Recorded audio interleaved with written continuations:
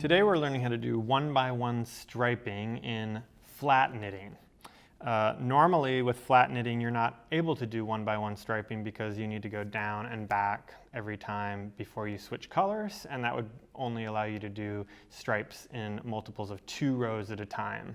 But today we're going to do a little trick that allows us to get these one-by-one stripes in flat knitting.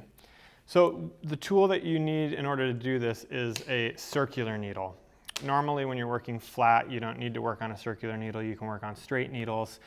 In this case, to be able to add these stripes one by one, you do need a circular needle.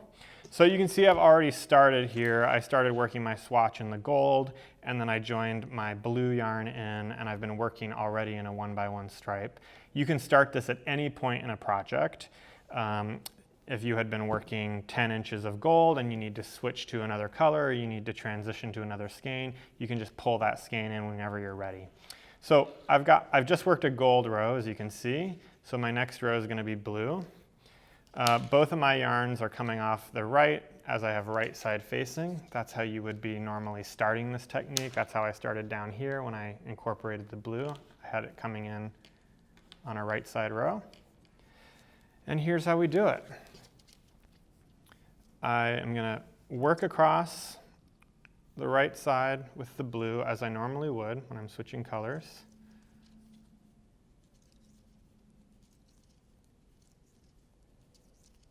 Of course, my hands want to just turn the work and work back because that's what I'm used to doing when I'm flat knitting.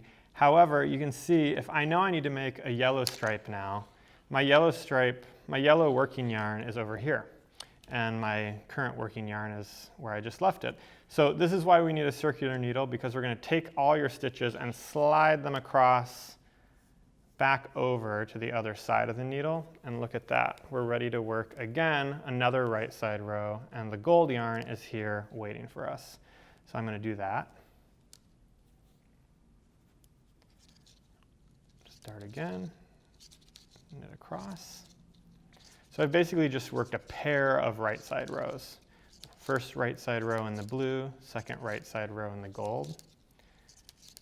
And once I finish this row, my yarns are back on the same side like when I began. And now we'll flip the work. And now we'll work the wrong side rows as well. So right side and wrong side rows are being worked in pairs during this technique to allow you to get that striping.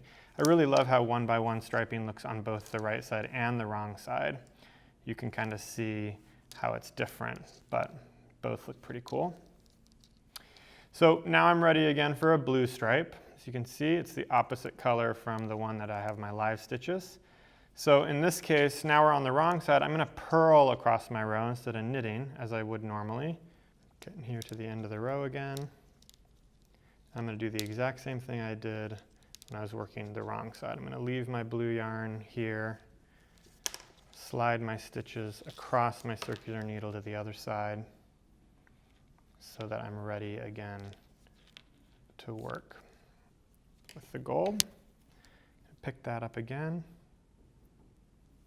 and purl across. And again, I'm back to where I began, ready to work a right side row with both of my colors there waiting for me to go.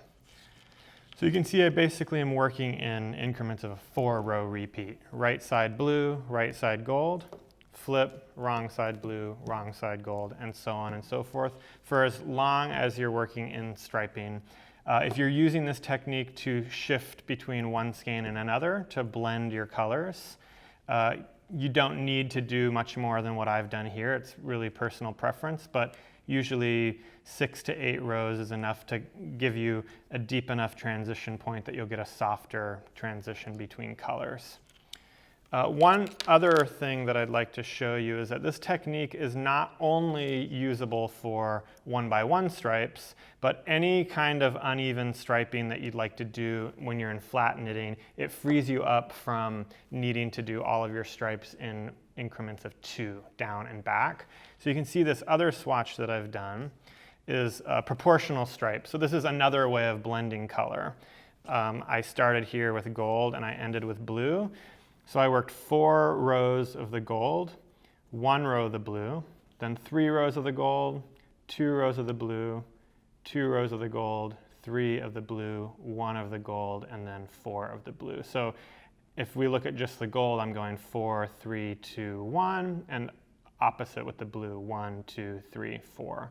This is just another way of making stripes that you normally wouldn't be able to make in flat knitting because of the divisible number of 2 rows at a time, but we're able to do that because we're using this technique. So I just wanted to show you that both of these swatches use the exact same technique, and as you're working something like this, whenever you get to the point where you need to change color, you just make sure you slide the live stitches to the circular needle that your working yarn is waiting for you.